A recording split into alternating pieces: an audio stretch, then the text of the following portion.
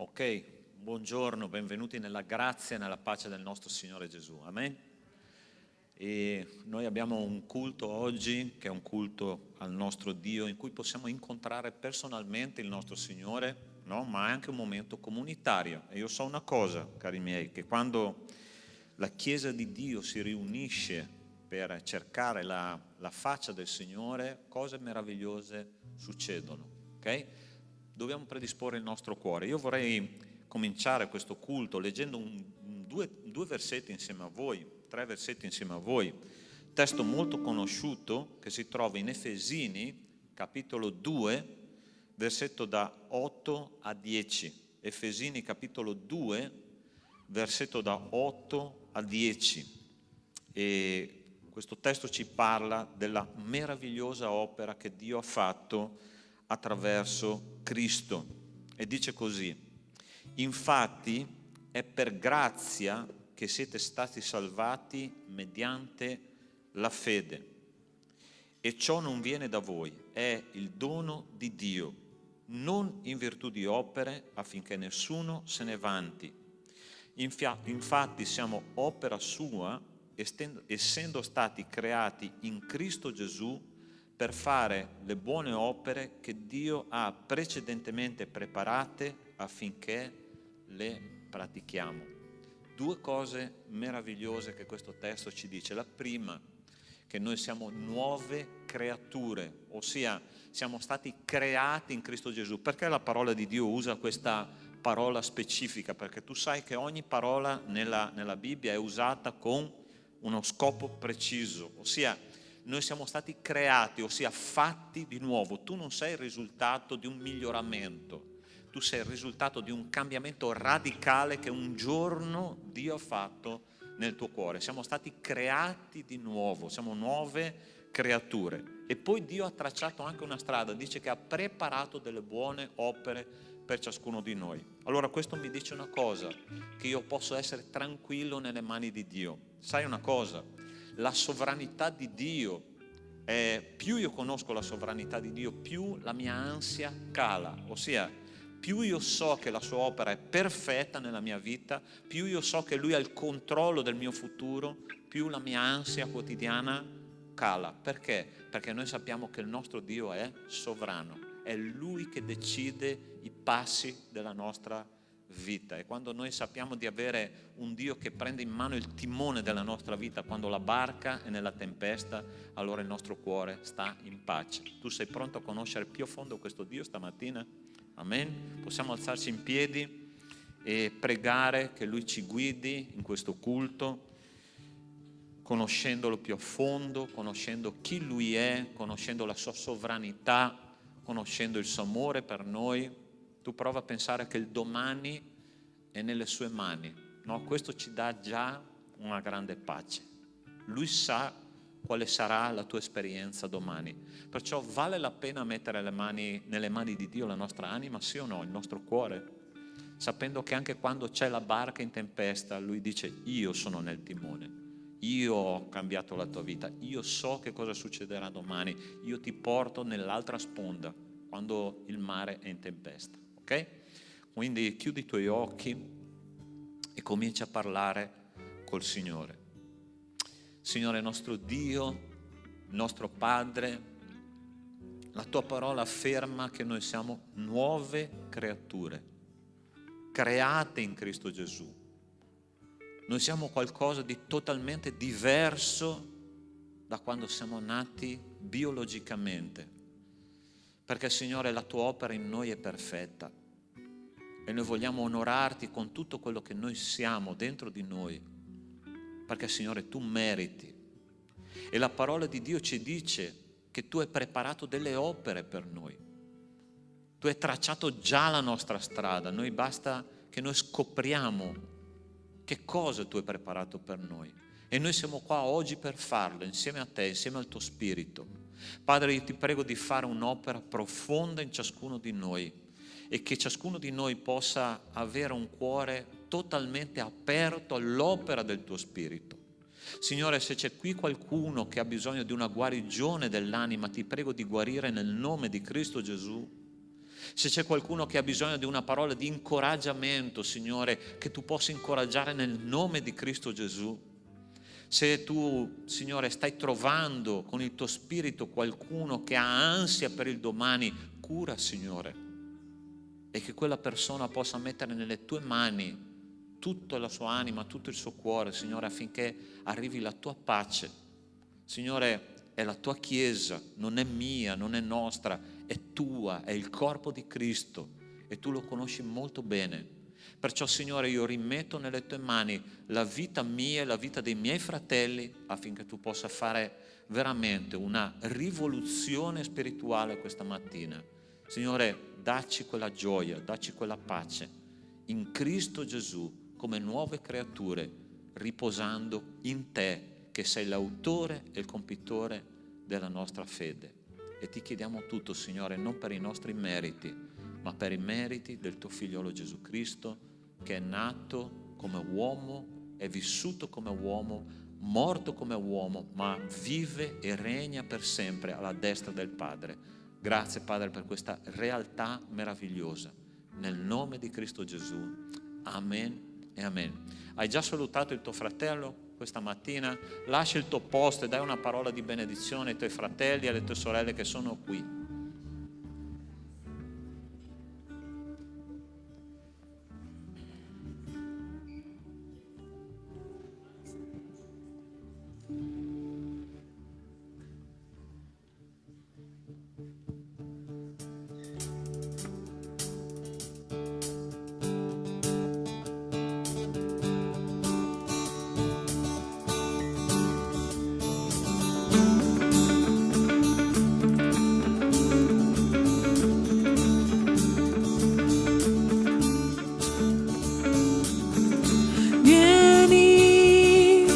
Questo è il tempo per adorare. Vieni, allo il tuo cuore consegna. Vieni così come sei per adorare. Vieni così come sei.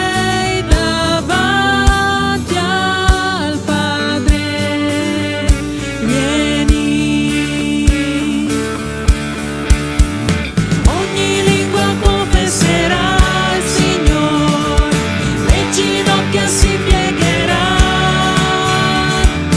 ma con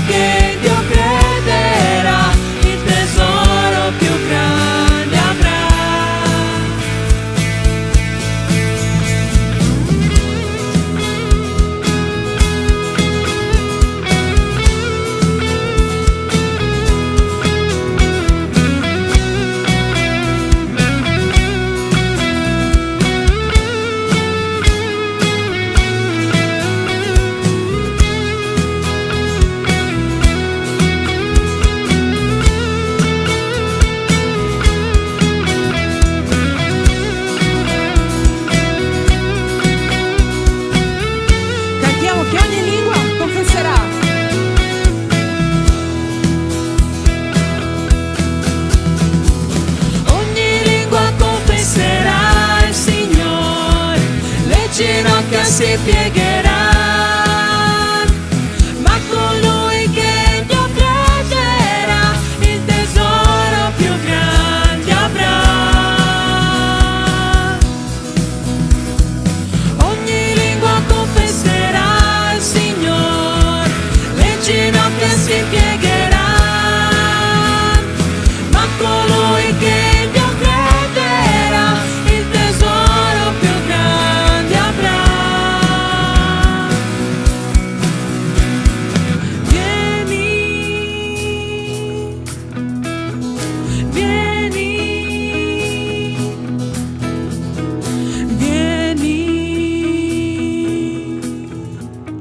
Amen. Possiamo fare un applauso al nostro Signore? Che possiamo continuare a lodarlo questa mattina? Signore, noi ti ringraziamo perché tu sei la nostra gioia, Padre. Ti ringraziamo perché tu sei il nostro amore. Noi ti vogliamo lodare questa mattina e ringraziarti per le grandi cose potenti che tu hai fatto nella nostra vita, Padre. Ti ringraziamo, ti lodiamo, Padre.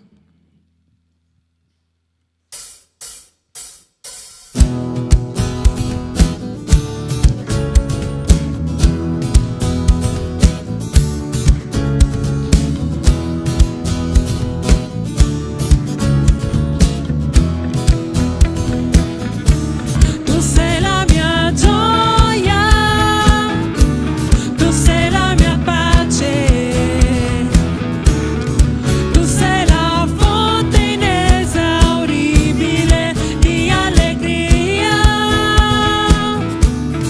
tu sei rifugio nella tempesta, tu sei la forza che sostiene la mia vita. Oggi dichiariamo che tutta la terra sarà piena della gloria tua, Signor dei signori, che apri i mari, sei Dio di tutta la creazione, tuo nome esaltiamo, oggi ti adoriamo, accoglici nel tuo amor, hai lavato i nostri cuori, ci hai donato il tuo perdono, e per questo noi offriamo a te, Signore, una vera adorazione.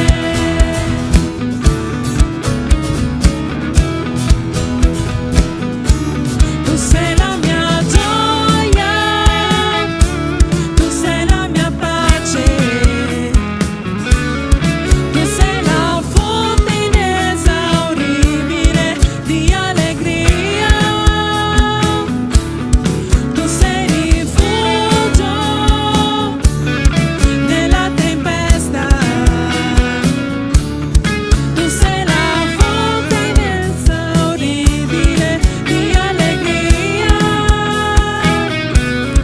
Oggi dichiariamo che tutta la terra sarà piena della gloria tua, Signor dei signori, che apri i mari, sei Dio di tutta la creazione, tuo nome esaltiamo, oggi ti adoriamo, accoglici nel tuo amor, hai lavato i nostri cuori, ci hai donato il tuo perdono, e per questo noi offriamo a te, Signor, una vera adorazione, Signor dei signori, che apri i mari, sei Dio di tutta la creazione, tuo nome esaltiamo, oggi ti adoriamo, accoglici nel tuo amor, hai lavato i nostri cuori, ci hai donato il tuo perdono, e per questo noi offriamo a te, Signor, una vera adorazione, Signor dei signori, che apri i mari, sei Dio di tutta la creazione, tuo nome esaltiamo, oggi ti adoriamo, accoglici nel tuo amor, hai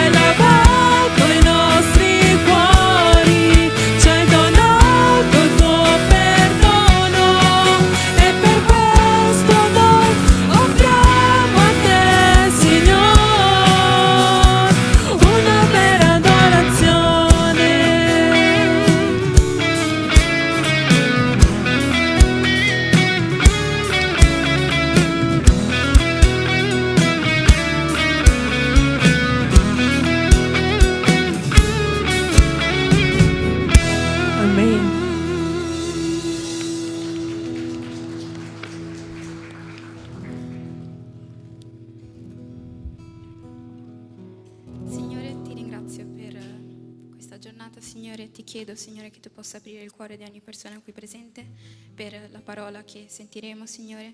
Ti ringrazio per la vita di ognuno qui presente, Signore. Ti ringrazio per tutte le difficoltà che poni nella nostra vita, Signore. Ti chiedo, Signore, di guidarci ogni giorno, Signore, di darci saggezza, Signore, di saper discernere ciò che è giusto, Signore, da ciò che è sbagliato. E ti chiedo, Signore, che tu possa stare con noi ogni giorno, Signore. Ti ringrazio per questa giornata, per un giorno in più di vita, Signore. E ti chiedo, Signore, di benedire la predica di oggi, di benedire il predicatore, Signore, che oggi si possa sentire solo della tua parola, Signore. Ti ringrazio di tutto, Signore. Amen.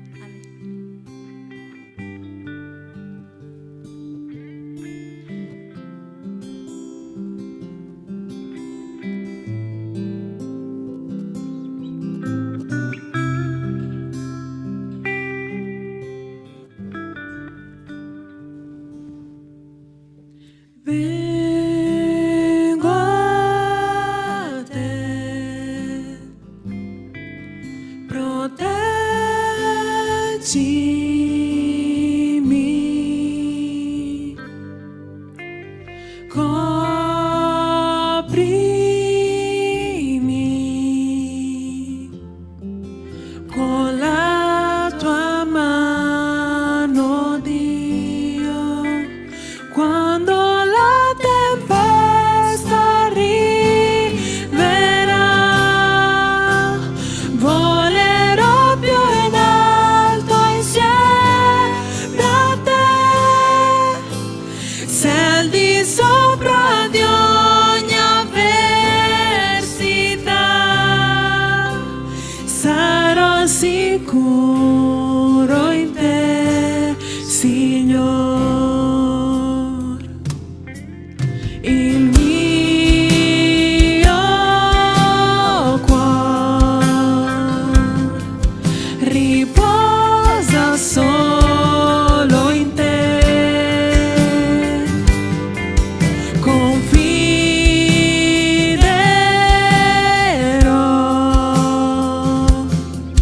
nella potenza tua, quando la tempesta arriverà,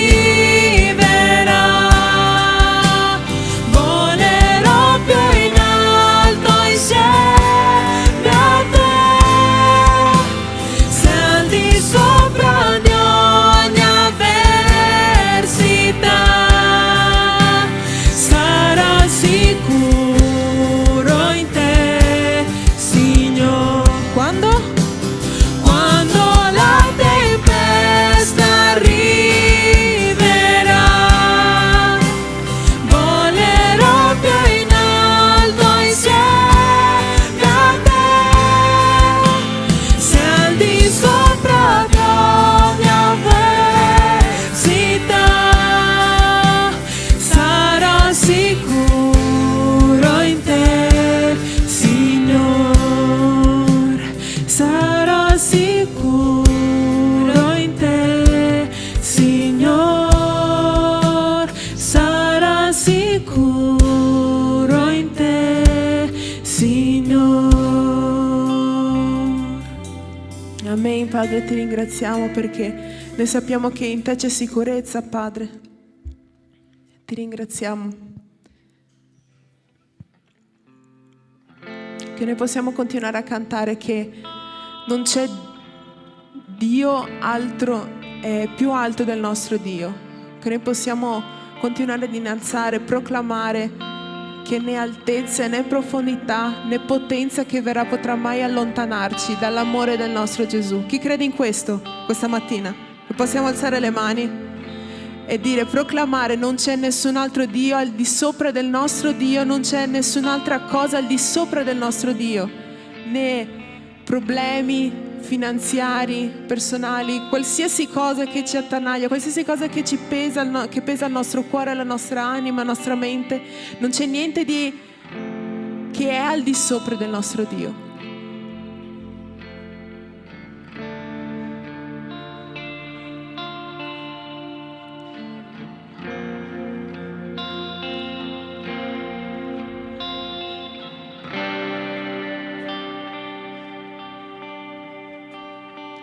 Tu sei un buon padre per me, mi hai adottato e mi hai dato il tuo nome. Abba, Padre, amo che mi chiami figlio. Tu sei un buon padre? Tu sei un buon padre per me, mi hai adottato e mi hai dato il tuo nome. Abba, Padre, amo che mi chiami figlio.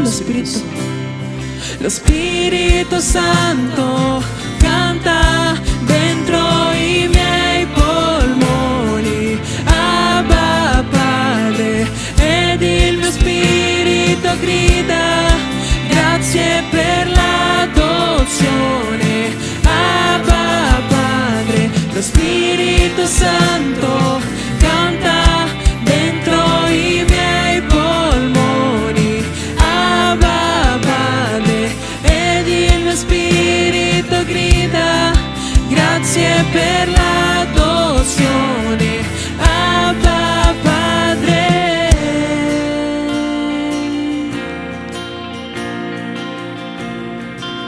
Che possiamo proclamare né altezza, né profondità, né potenza, né ciò che verrà potrà mai separarci dal suo amore. Né altezza, né profondità, né potenza, né ciò che verrà potrà mai separarmi dal tuo amore. Né altezza, né profondità, né potenza, né ciò che verrà potrà mai separarmi dal tuo amore. Né altezza, né profondità, né potenza, né ciò che verrà potrà mai separarmi dal tuo amore. Lo Spirito Santo canta dentro i miei polmoni. Abba, Padre, ed il mio spirito grida grazie per l'adozione. Abba, Padre, lo Spirito Santo canta dentro i miei polmoni. Abba, Padre, ed il mio spirito grida grazie per l'adozione. Abba, Padre.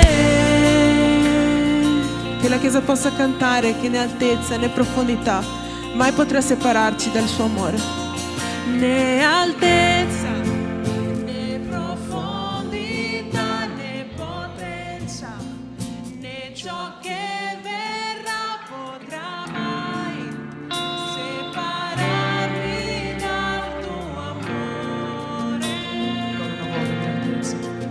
Né altezza, né profondità, né potenza, né ciò che verrà potrà mai separarmi dal tuo amore. Cantiamo di altezza.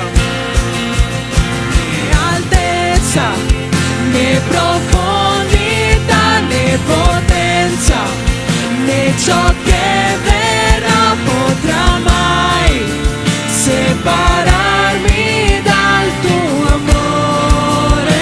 Spirito Santo, Lo Spirito Santo canta dentro i miei polmoni. Abba, Padre, ed il mio spirito grida grazie per l'adozione. Abba, Padre, lo Spirito Santo canta dentro i miei polmoni. Abba, Padre, ed il mio spirito grida grazie per l'adozione.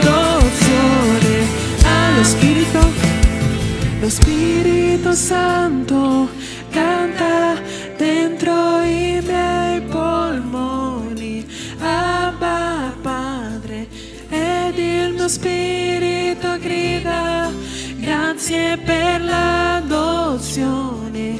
Abba, lo Spirito Santo canta dentro i miei polmoni. Abba, Padre, vieni lo Spirito guida. Grazie per l'adozione. Abba, Padre. Amen. Padre, ti ringraziamo perché tu hai preparato i nostri cuori affinché che noi possiamo ricevere la tua parola. Padre, ti prego che qua ci possano essere cuori aperti, disposti, Padre, ad accoglierti. Ti ringraziamo per tutto quello che tu fai, Padre. Ti ringraziamo perché tu sei un buon Padre per noi. Ti ringraziamo nel nome santo di Gesù. Amen. Potete sedervi.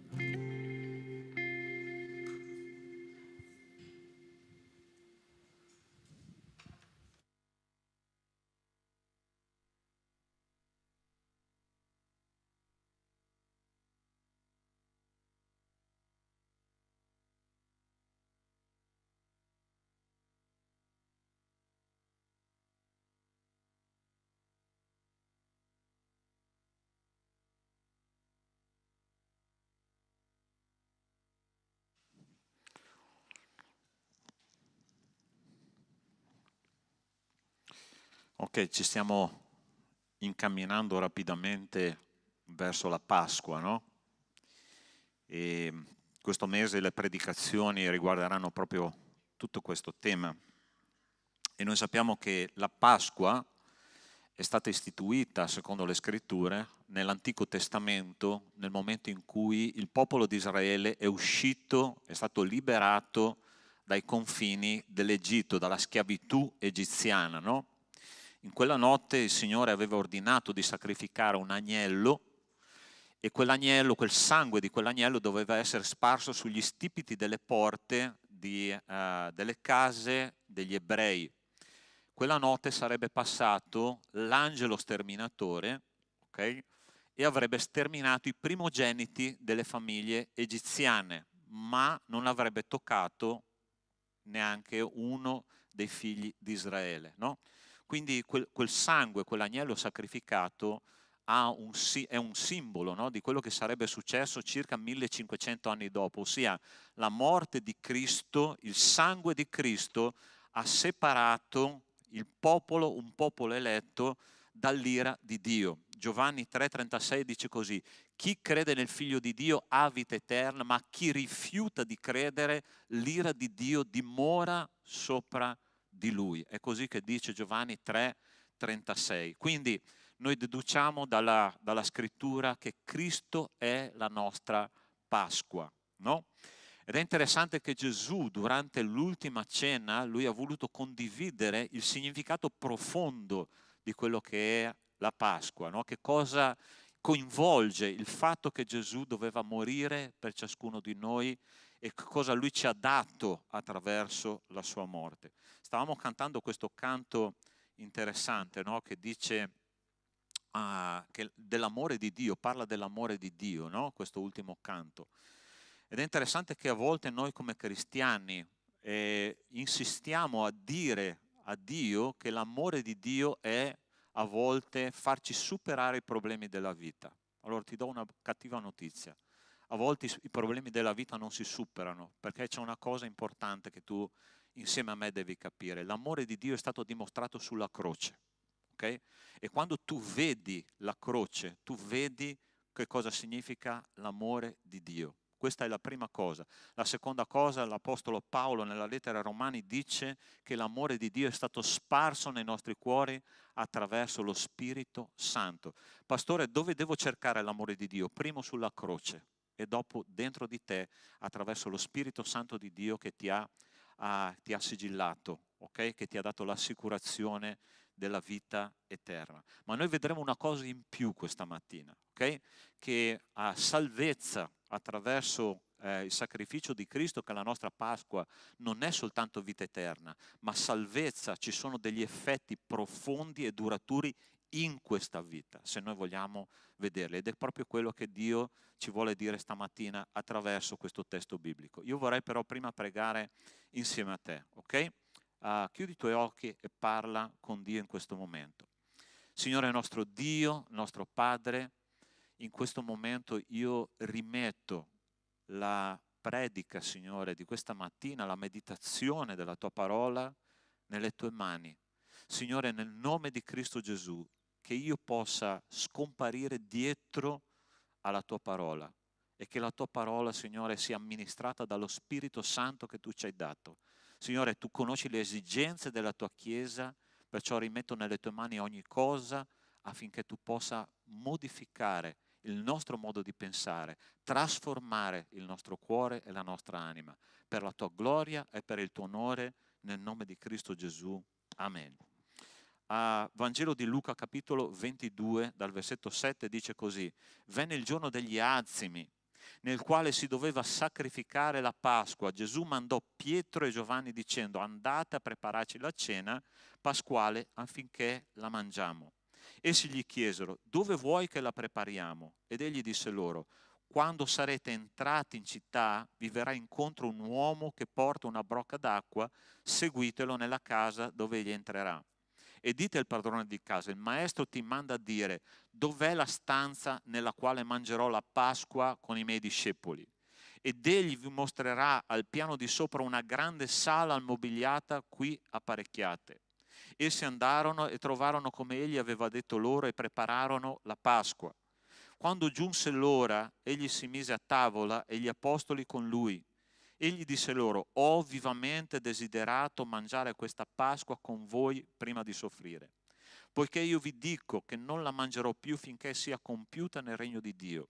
E preso un calice, rese grazie e disse: prendete questo, distribuitelo fra voi, perché io vi dico che ormai non berrò più del frutto della vigna finché sia venuto il regno di Dio.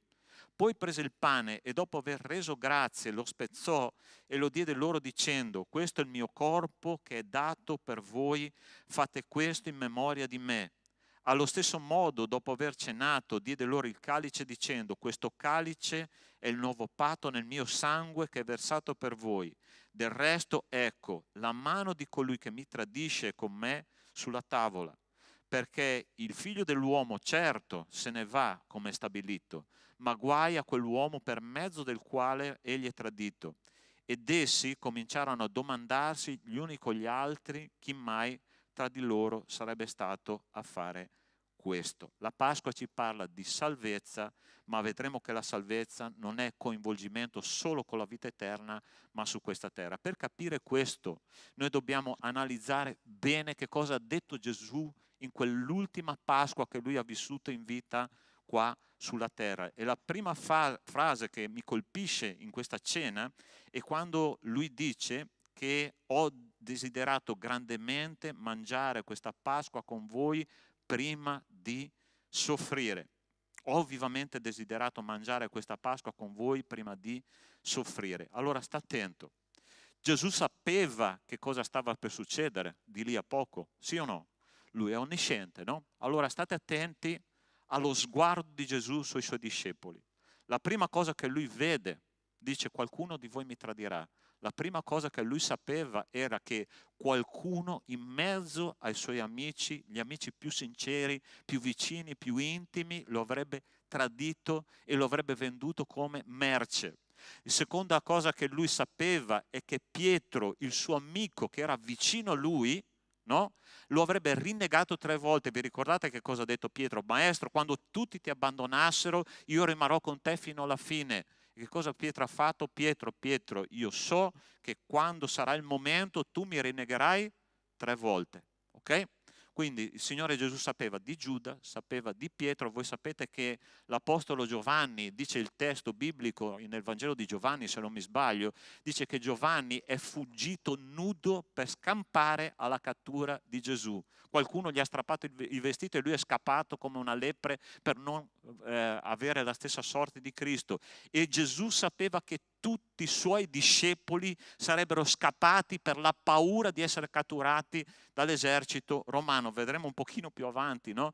Sapete quante persone sono andate a prendere Gesù? La parola di Dio dice una coorte, ossia 480 soldati dell'esercito romano sono andati nel giardino del Getsemani per catturare Gesù, no? Più tutti gli anziani del popolo, più gli scribi, più i farisei sono andati là presenti per vedere che Cristo fosse catturato. Quindi facciamo il conto, un conto così un po' a spanne, no? Sì, circa 600 persone sono andate per catturare un uomo che era diventato pericoloso non per quello che lui diceva, ma per quello che lui era. Era questo che stava succedendo in quella notte. E Gesù, nonostante vedesse i suoi discepoli come dei traditori, come qualcuno che aveva paura di stare insieme a lui fino alla fine, guarda i suoi discepoli e dice: ho vivamente desiderato di mangiare questa cena con voi prima di andare a soffrire. Allora sai che cosa estraggo io da qua? Che Dio ama profondamente passare tempo con te. Amen, Chiesa. Lui sa esattamente che io e te lo tradiremo domani. Appena ci svegliamo avremo già dei pensieri peccaminosi. Appena ci svegliamo noi sappiamo che faremo qualcosa di sbagliato nei confronti di Dio. Ma quello che ci dice Gesù in questo momento è: se Gesù rappresenta il carattere di Dio, e io so che il nostro Dio è lo stesso ieri, oggi e sempre sarà uguale, ci sta dicendo: io amo passare tempo con te, desidero passare tempo con te. Dio è appassionato dei suoi figli. E quale padre non è appassionato dei suoi figli? Tu guardi il tuo figlio e dici: è mio, io voglio entrare nella sua vita. Ti do una brutta notizia: non puoi entrare nel futuro dei tuoi figli, ma passa tempo di qualità con loro. Ok? Questo tu puoi fare. Ma quello che ci sta dicendo il Signore è: io amo passare tempo con te. Ma Signore, come tu fai a passare buon tempo di qualità con me quando io ti pecco ogni giorno? Sai qual è la comunicazione di Dio? Lo so che tu pecchi ogni giorno, ma io non conto su di te, io conto sulla mia opera in te. Filippesi 1,6 dice: colui che ha cominciato in voi un'opera buona la porterà a compimento fino al giorno di Cristo Gesù. Sei un'opera d'arte fantastica di Dio, perché Dio trova l'immagine di suo figlio in te. Ed è per questo che lui ama stare con te. Quando io leggo il Salmo 139, chi è che conosce il Salmo 139 qua? Chi si ricorda cosa dice il Salmo 139? È una pecora che è innamorata del suo pastore e dice: tu mi conosci e mi scruti, tu sai quando mi alzo e quando mi siedo. Tu sai che la mia parola, prima ancora che esca dalla mia bocca, tu sai da dove viene e dove sta andando. Io voglio fuggire da te, ma tu vieni dall'altra parte del mare e tu sei lì. E sai perché? Perché Dio è appassionato di te, caro mio. Io non riesco a capire, fratelli, come noi insistiamo a cercare o a volere di essere qualcun altro nella nostra vita. Tu sai che c'è una cosa che fa impazzire gli scienziati, no?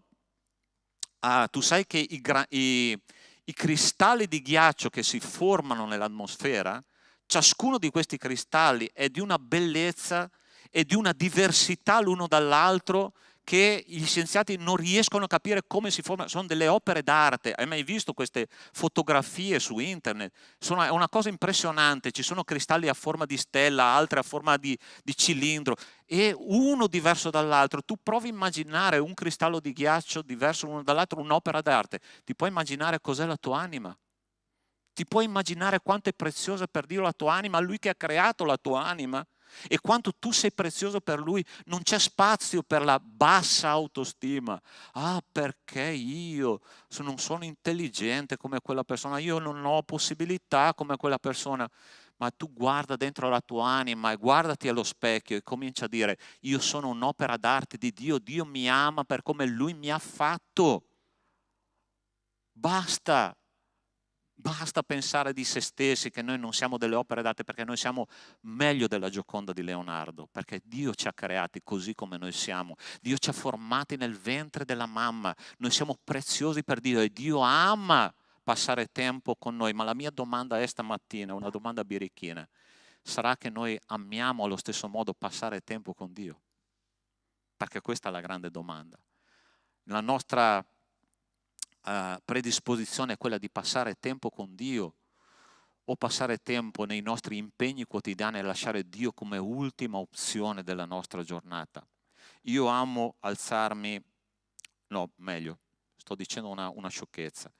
Io amo stare con mio Dio presto, ok? Dalle 6 alle 7 di mattina, che è l'orario migliore quando tutta la casa è in silenzio, quando tutto... Ma ti dico una cosa, è fatica alzarsi alle 6, ok? Perché potrei stare fino a 7:30, ok? Ma io amo stare col mio Dio presto, sai perché? Perché io e Lui facciamo la maggioranza. Quando tu ti trovi col tuo Dio, tu fai la maggioranza con Lui.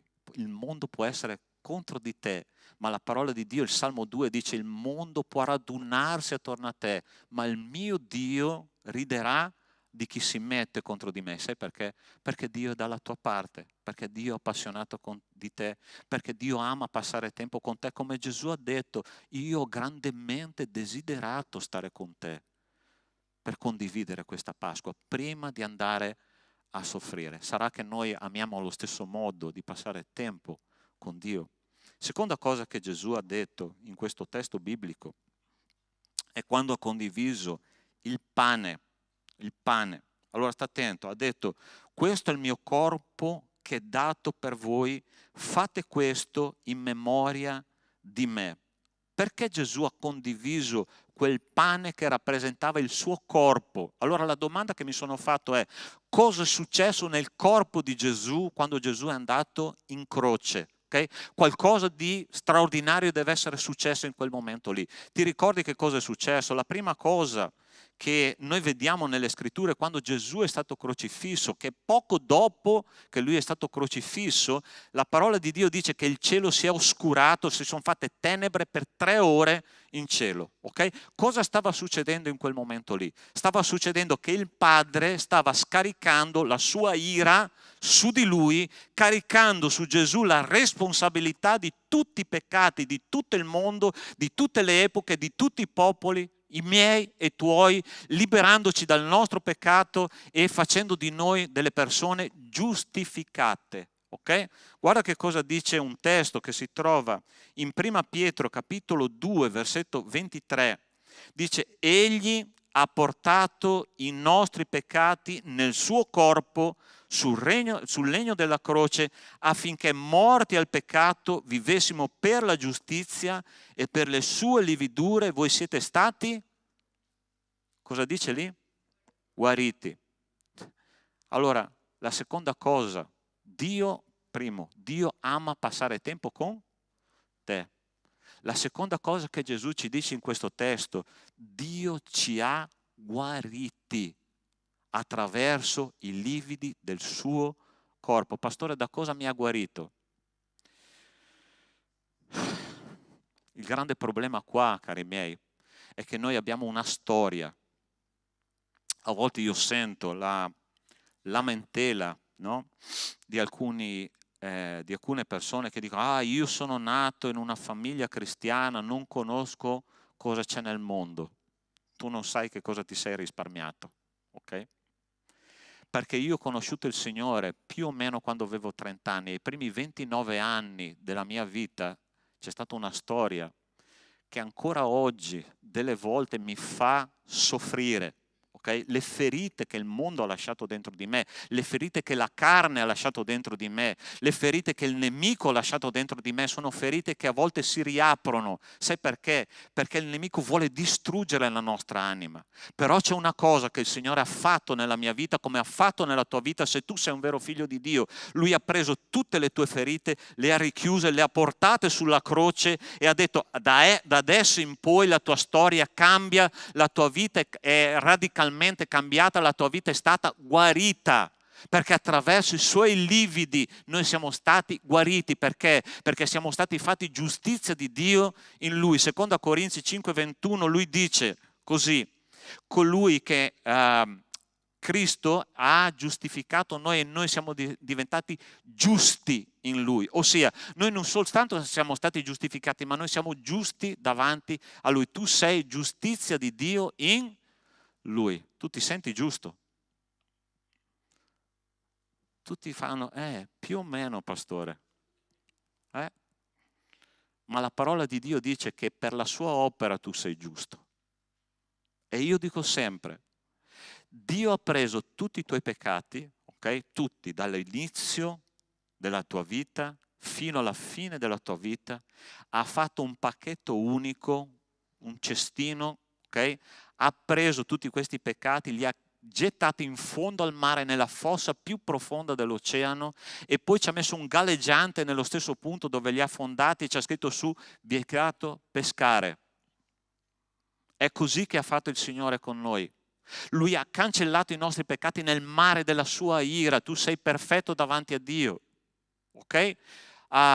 Ebrei capitolo 10 versetto 14 dice: con un'unica offerta lui ha reso perfetti per sempre coloro che sono santificati. È questo che dice la parola di Dio. Tu ti senti perfetto, ma il corpo di Cristo ci ha resi perfetti, il sacrificio di Cristo ci ha resi perfetti, niente di più, niente di meno. Io non posso fare niente da me stesso, ed è Lui che conta sulla sua opera e non sulla tua. C'è un aneddoto molto interessante di un grande scultore italiano che si chiama Michelangelo. Hai mai sentito parlare di lui? È quello che ha fatto il David di Donatello, il David lì a Firenze, ok? Lì, ecco. Ok? Allora state attenti come viene raccontata questo aneddoto, no? Sapete che Michelangelo aveva una scuola di scultori con degli studenti veri e propri, no? E lui era il maestro, chiaramente, no? E questi studenti imparavano l'arte della scultura da lui. Un giorno il maestro, sai che i maestri sono tutti un po', okay? Un po' strani, no? Fa portare nel suo studio un grande blocco di marmo da dove sarebbe uscito il Donatello, il David, no? Okay? E lui si siede davanti a questo blocco di marmo, e per una settimana lui entrava, si sedeva davanti a questo blocco, fissava questo blocco, e poi alla fine della giornata usciva e se ne andava a casa. Poi ogni tanto i studenti si chiedevano: ma questo maestro qua è un po', passa tempo guardando un blocco informe di marmo, no? E un giorno uno degli studenti, un po' più in intimità col maestro, gli dice: maestro, ma sta succedendo qualcosa? Ossia, tutti i giorni tu ti siedi davanti a questo blocco informe di marmo, no? Lo fissi e poi torni a casa. C'è qualcosa che problemi familiari? Qualcosa che non funziona? E il maestro lo guarda e poi gli dice: ma io non sto guardando un blocco di marmo, io sto guardando la mia scultura. Quando Dio ci guarda, noi guardiamo un blocco di marmo informe che è la nostra vita e diciamo: Signore, quanto lavoro devi fare con me? Cristo ragiona in un modo diverso, ti guarda e dice: io guardo la mia opera d'arte.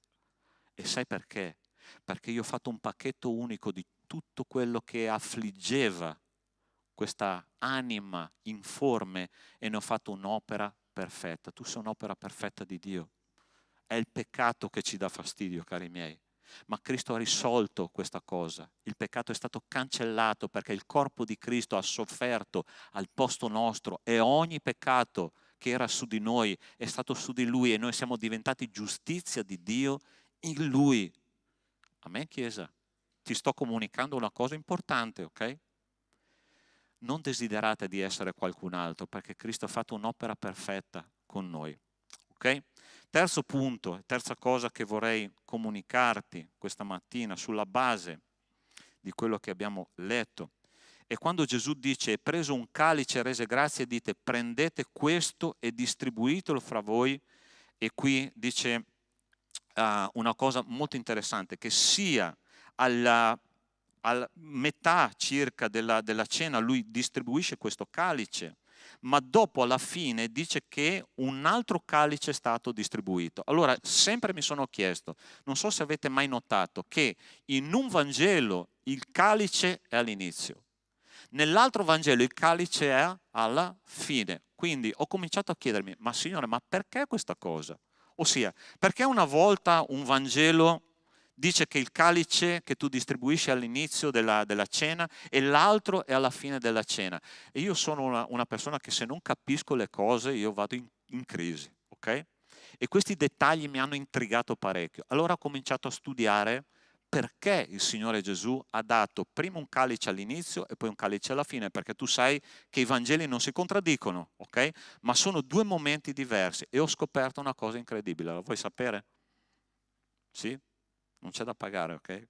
Tranquilli. Allora ho scoperto che nella refezione della Pasqua ebraica gli ebrei distribuivano 4 calici. 4 calici, non uno. Sì, arrivavano alla fine della cena un po', ok? Ma ogni calice aveva un significato ben preciso. 4 calici, probabilmente la parola di Dio nei Vangeli ci parla solo di 2 calici, ma gli ebrei regolarmente nella Pasqua condividevano 4 calici di vino, uno all'inizio, uno a metà, uno quasi alla fine e uno dopo aver fatto tutta la refezione, 4 calici. Sai perché condividevano 4 calici?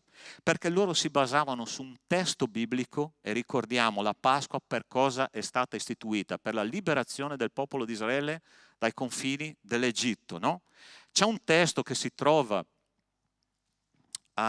il prossimo, per favore. Eccolo lì. No, non è questo. Avanti. Siete rimasti dietro? Ah, brutti cattivi. Eccolo qua. Eccolo. Esodo 6, 6 e 7. È così. E dice: perciò di ai figli di Israele, io sono il Signore, quindi vi sottrarrò ai duri lavori di cui vi gravano gli egiziani. Vi libererò dalla loro schiavitù e vi salverò con braccio steso e con grandi atti di giudizio. Vi prenderò come mio popolo, sarò vostro Dio e voi conoscerete che io sono il Signore, il vostro Dio che vi sottrae ai duri lavori impostivi dagli egiziani. Allora, 4 calici per ogni azione che Dio ha fatto attraverso la liberazione del popolo di Israele dall'Egitto. E sono 4 cose che Dio ha fatto nella nostra vita quando noi abbiamo ricevuto Cristo come nostro personale Salvatore e Signore. Il sangue dell'agnello ha fatto queste 4 cose, ossia ci ha sottratto ai duri, che cosa? Alle dure angherie del nostro peccato. Seconda cosa, ci ha liberato dalla schiavitù del nemico. Terza cosa, ci ha salvato dai nostri peccati. E quarta cosa, ci ha preso come suo popolo e ci ha fatti diventare re e sacerdoti per la sua gloria. Un calice per ogni azione che Dio ha fatto nella nostra vita. Allora, che cosa c'era in quel calice? Che cosa ci ha liberato il sangue di Cristo da tutte queste cose? Allora, ti dico una cosa solo, una piccola testimonianza che io ho per te. Prima di convertirmi a Cristo, prima che il Signore mi prendesse e mi portasse nella sua presenza, io ho praticato dottrine orientali per quasi 20 anni, ok? Ho praticato una dottrina che si chiamava meditazione trascendentale. Tu sai che cos'è un mantra? Allora, un mantra è una parola che il maestro di yoga o di meditazione trascendentale ti dà. E sono entrato in questa logica, in questa filosofia, cominciando a praticare e a prendere per me questo mantra, ossia questa parola magica che doveva, secondo la filosofia orientale, riportarti in comunione con l'infinito, ok? Dopo tanti anni che mi sono convertito, ho scoperto attraverso la testimonianza di un ex maestro di meditazione trascendentale che questo mantra era semplicemente un nome di un demone, che io non sapevo che era il nome di un demone, che lui mi aveva dato, e io tutte le volte che cominciavo a pronunciare questo mantra, secondo voi che cosa stava succedendo? Io invocavo un demone senza saperlo. Ho cominciato ad avere delle manifestazioni nella mia vita, fratelli, terribili. Ossia, io mi ricordo quando ero ragazzino che questo demone che io invocavo, e io non lo sapevo, no, cominciava a disturbarmi durante il sonno, cominciava a farmi sentire il letto che si scaldava sotto, cominciava a farmi sentire delle parole nella mia orecchia, cominciava a fare delle cose nella mia testa tremende.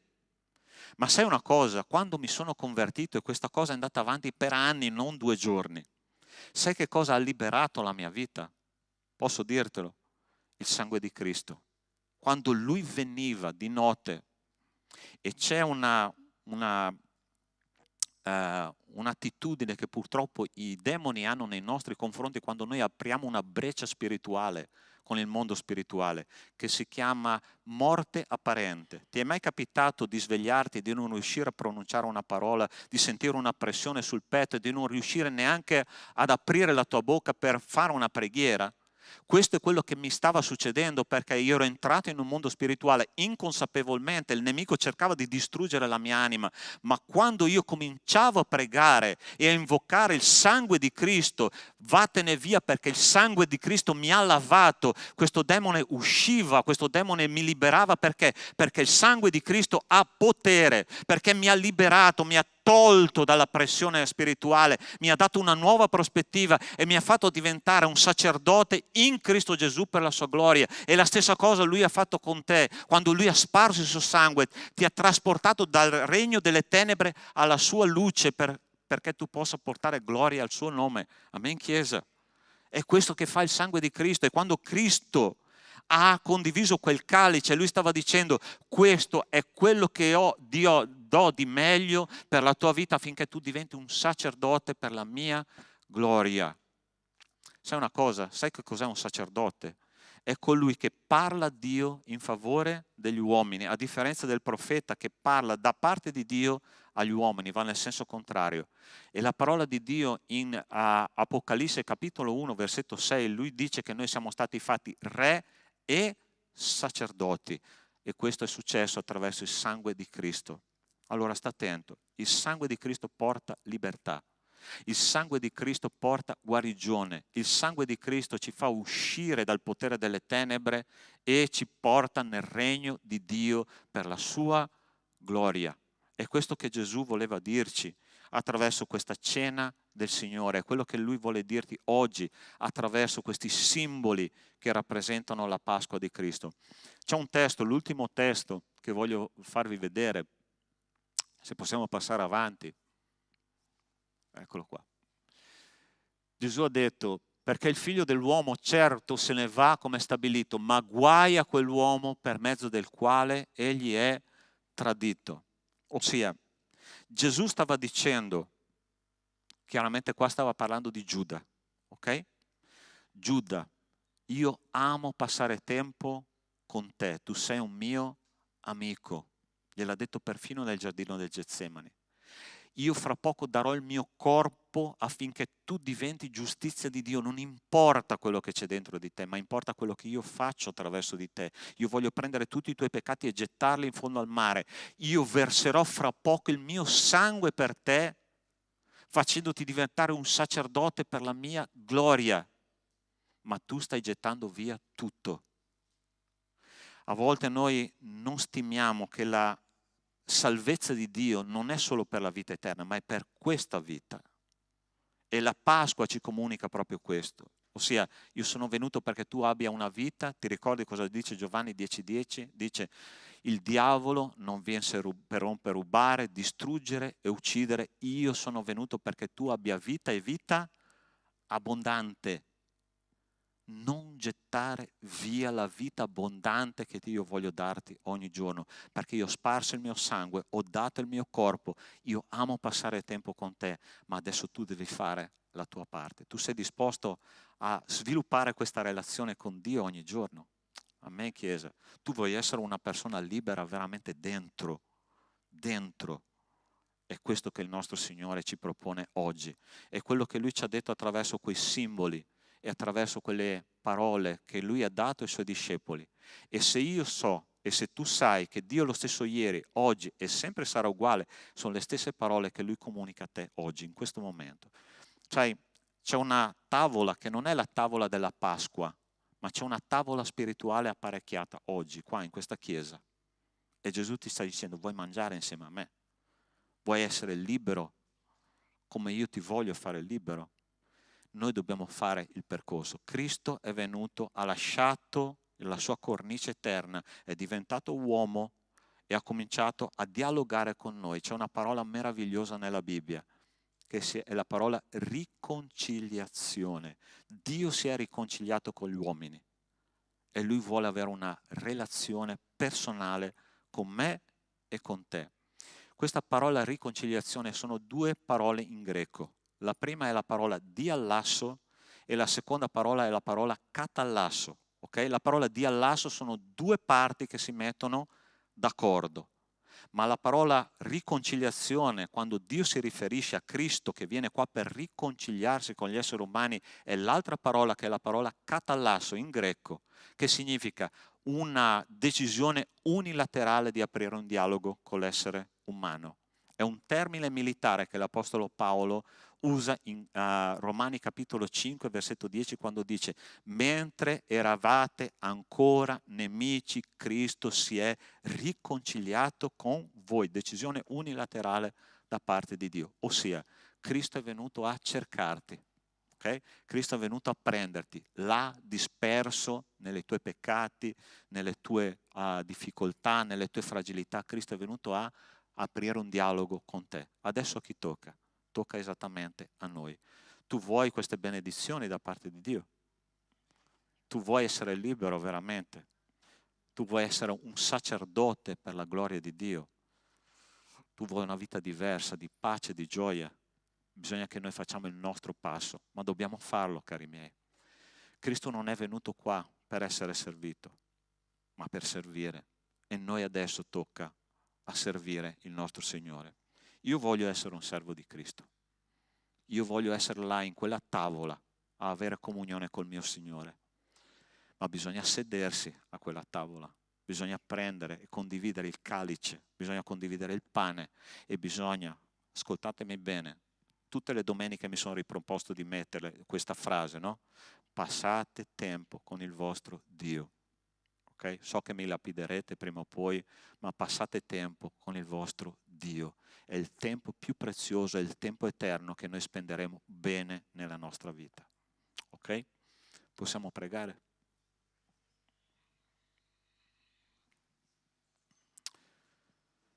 Signore nostro Dio, nostro Padre, io ti ringrazio perché, Signore, nel momento in cui tu ti sei seduto a quel tavolo,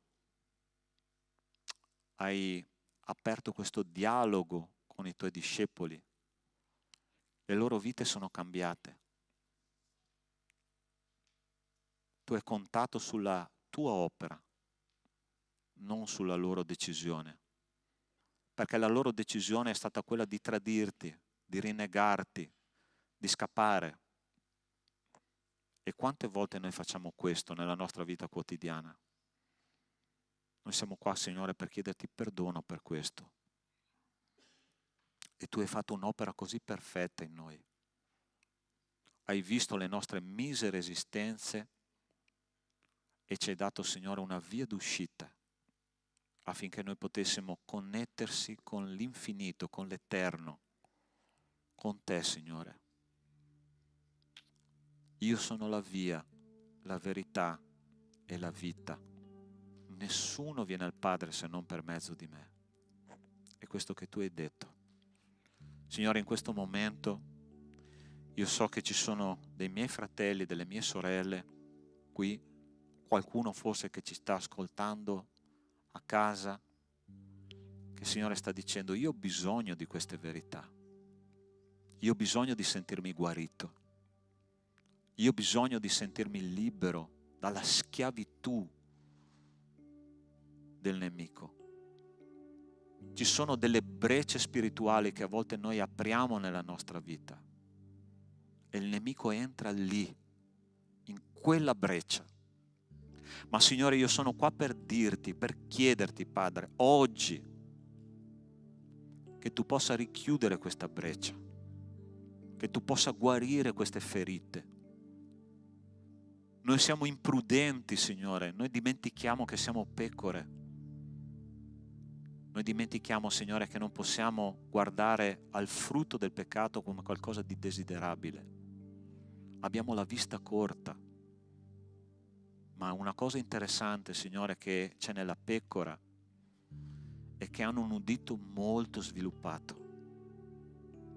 Perciò, Signore, io ti chiedo questa mattina che le orecchie del tuo popolo possano aver udito la tua parola e che possano avere deciso, Signore, di vivere da oggi una vita completamente diversa. Padre, io voglio stare a quel tavolo. Quando tu hai detto, ho desiderato stare con voi. Signore, grazie per questo sentimento meraviglioso che tu ci stai comunicando. Un Dio eterno, onnipotente, onnipresente, onnisciente, che ama stare con noi. Signore, che questa verità rimanga dentro nella nostra mente, nel nostro cuore, e non venga mai più portata via. Signore, instilla un amore profondo per stare con te, nel tuo popolo. Signore, dacci consapevolezza della libertà che noi abbiamo in Cristo e dell'autorità che noi abbiamo, lavati dal tuo sangue puro, che ci ha riscattato dal vano modo di vivere dei nostri padri. Grazie, Signore, di essere qua in mezzo a noi questa mattina. Ti chiedo che questo frutto possa essere sviluppato al 30, al 60% nel buon terreno del nostro cuore. Te lo chiedo nel nome di Cristo Gesù. Amen. Amen. Hai capito la parola di Dio stamattina? Amen. Che il Signore ci benedica e che ci aiuti a viverla adesso. Amen. Sei pronto per adorare il Signore con le nostre decime, con le nostre offerte? Ti invito ad alzarti in piedi, a cantare un canto in questo momento e nel frattempo possiamo portare le nostre primizie alla presenza del Signore.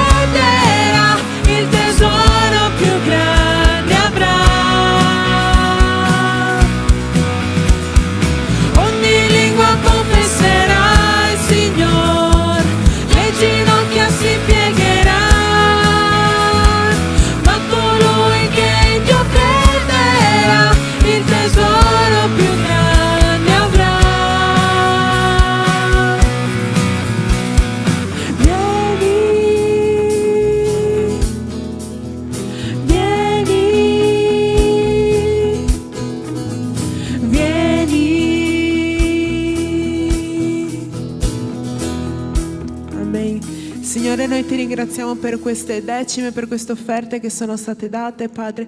Ti ringraziamo per questa giornata, ti ringraziamo perché noi sappiamo che tu sarai con noi, Padre. Ti ringraziamo per le lotte, ti ringraziamo per le prove, Padre, perché noi sappiamo che queste ci fanno essere più vicini a te, Padre. Ti ringraziamo, ti glorifichiamo nel nome santo di Gesù. Amen. Potete sedervi.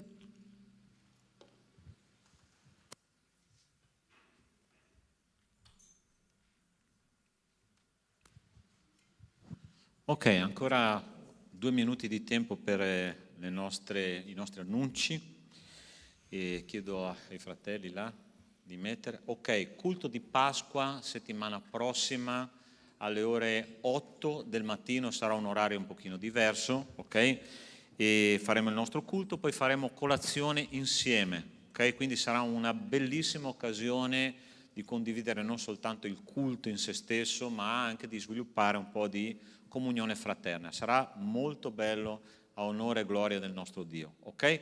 Il pastore Caio ha mandato nei gruppi la possibile partecipazione con la preparazione di cibo, ogni gruppo ha la sua responsabilità. Se tu vuoi partecipare, chiaramente dai la tua adesione, ma anche la tua partecipazione materiale, nel vero senso della parola, ossia porta caffè, porta tramezzini, porta una torta, qualsiasi cosa per condividere con i fratelli, ok?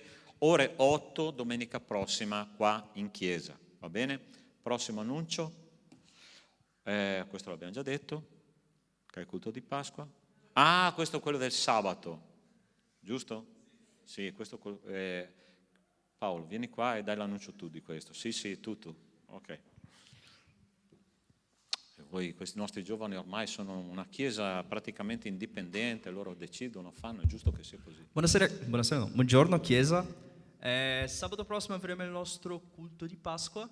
Se volete siete tutti invitati. C'è un culto di giovani, ma potete anche venire, no? Non so se avremo programmazione nello stesso orario. No? Quindi, se volete venire, avremo un momento di lode, un momento di culto. Facciamo anche una piccola cena del Signore e sarà bellissimo. Siete invitati. Ci sarà anche la cena del Signore, ok? Potete anche invitare i vostri qualche familiare che è un giovane, un adolescente. Sono sempre benvenuti. Ciao. Grazie. Ok, passiamo. Bene, è una giornata di comunione 1° maggio. Ok, 1° maggio. Allora, voi sapete che noi faremo qua il 1° maggio una giornata praticamente insieme, partendo dal mattino e andando fino a metà pomeriggio, no? Ci sarà una grigliata gentilmente offerta dal nostro fratello Furio di pesce, ok? Che non è una cosa da poco, è una cosa per privilegiati, ok? Per mangiare il pesce del nostro fratello Furio non è una roba da tutti i giorni. E una grigliata di carne, ok? Offerta dai fratelli brasiliani che sanno farla. Grazie, molto gentili. Gli italiani porteranno la pizza, va bene? A parte gli scherzi, allora l'iscrizione costa 10 euro tutto compreso, ok? Oppure 25 euro a famiglia, ok? Quindi se partecipate tutta la famiglia c'è questo sconto comitiva che la Chiesa fa e passeremo una bella giornata non soltanto mangiando, ma mangiando anche cibo spirituale. Perché? Perché in quella giornata ci saranno dei workshop, ci saranno delle meditazioni, perché dobbiamo vedere dove la Chiesa cristiana battista, Chiesa evangelica battista Agape sta andando nel 2025. Perciò la visione spirituale è dove noi andremo a parare nei prossimi mesi. Okay? Dio ci sta dando una direttiva, una direzione e noi dobbiamo seguire la visione del Signore. Okay? Lui è il nostro pastore e noi siamo le pecore, perciò andiamo dove dice Lui. Va bene? Avanti. Ok, due altre cose rapide. Sono qua per rendere conto della evangelizzazione che noi abbiamo fatto settimana scorsa a Belluno. Ok? La cosa bellissima che io ho visto, no? 22 ragazzi, 22, non uno, 22 ragazzi predicando la parola di Dio nella piazza di Belluno, ok? Incontrando giovani, parlando con altri giovani, pregando per altri giovani, è stato veramente molto bello. Nel frattempo che noi evangelizzavamo c'era una processione della Madonna della città, ok? Quindi un clima spirituale, voi potete immaginare com'era, molto forte, molto pesante, ma la parola di Dio dice che noi siamo più che vincitori in virtù di colui che ci ha amati. Perciò la parola di Dio è stata predicata, giovani sono stati raggiunti, abbiamo seminato il seme, adesso lasciamo che Dio faccia l'opera. Fra qualche settimana, verso fine maggio, faremo un'evangelizzazione nella città di Padova. Quindi chiedo alla Chiesa, di cominciare già a pregare per questa evangelizzazione, poi a giugno faremo a Conegliano. Okay? Questo più o meno è il programma, un'evangelizzazione al mese direzionata in una delle nostre comunità locali. Okay? Quindi pregate per questi appuntamenti, giovani, adolescenti, predisponetevi a queste date che vi verranno comunicate a breve. Okay? Ultima cosa, non c'è ancora pronto la locandina, ma giorno 30, 31 di maggio, 1 e 2 giugno noi faremo il nostro campeggio giovani e adolescenti. Okay? Sarà a Barcis, in provincia di Pordenone, un posto bellissimo che abbiamo già vissuto come comunità. E, il costo del campeggio è 130 euro, si possono dividere in 2 rate questa quota, ok? In 2 rate, e iscrivetevi, ci sono 50 posti disponibili, ci sono altre chiese interessate, perciò ragazzi, il prima possibile date la vostra adesione. E sulla base di questo, vi dico questo, come responsabili che guideranno questo campeggio, abbiamo visto che ci sono alcuni ragazzi in difficoltà economica. Capisco, abbiamo cercato di tenere i prezzi il più basso possibile, ossia, vi faccio un conto in tasca per vedere come noi abbiamo ragionato. Allora, sono 60 euro perché sono 3 notti, ok? Solo per dormire e i consumi, più il cibo che sono circa 4,5 euro a pasto, ok? Più una maglietta che noi daremo in consegna all'arrivo dei ragazzi al campeggio. Perciò 130 euro sono proprio il minimo indispensabile per la Chiesa, non ci guadagna, semplicemente noi vogliamo far star bene i ragazzi con il minimo prezzo possibile, però capisco che ci sono alcuni ragazzi che hanno difficoltà economica con questi 130 euro, quindi abbiamo pensato come team organizzatore che qualcuno di voi, se sente in cuore di poter adottare uno di questi ragazzi economicamente, noi saremo molto felici. Abbiamo fatto un conto che più o meno tra le nostre 4 comunità vorremmo raccogliere circa 500 euro, circa, ok? Avevo fatto il conto, se raccogliessimo 5 euro per ogni membro di questa chiesa, ossia raccoglieremo 1000 euro, ok? 5 euro per ogni tasca, raccoglieremo 1000 euro, ma aiuteremo questi ragazzi a partecipare a questo campeggio in modo che loro possano veramente vivere bene la cosa.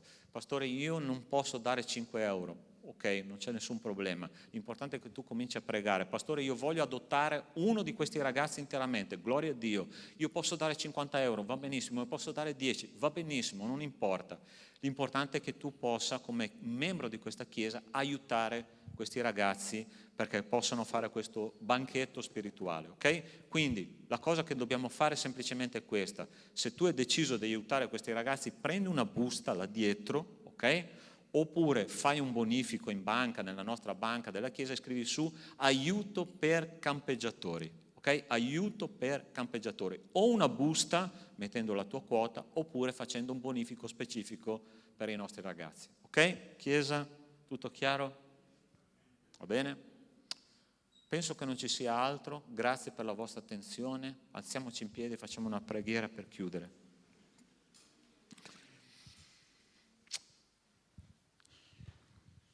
E chiediamo al nostro Dio che questa settimana sia una settimana veramente piena della sua grazia. Signore nostro Dio, ti benediciamo e ti ringraziamo, Padre, perché abbiamo vissuto un momento veramente speciale nella tua presenza. Adesso, Signore, noi torneremo alle nostre case, ci saranno delle sfide, ci saranno delle gioie, dei dolori, delle insicurezze, forse anche ansia per il domani, ma sappiamo, Signore, che tu sei con noi e ti chiedo che l'amore di Dio nostro Padre, che è Padre, non è uno qualsiasi, la grazia del nostro Signore Gesù Cristo e le consolazioni dello Spirito di Dio che abita in noi, con noi siano e con tutto il popolo di Dio su tutta la terra, da oggi e per sempre. Amen. Buona settimana, Dio vi benedica.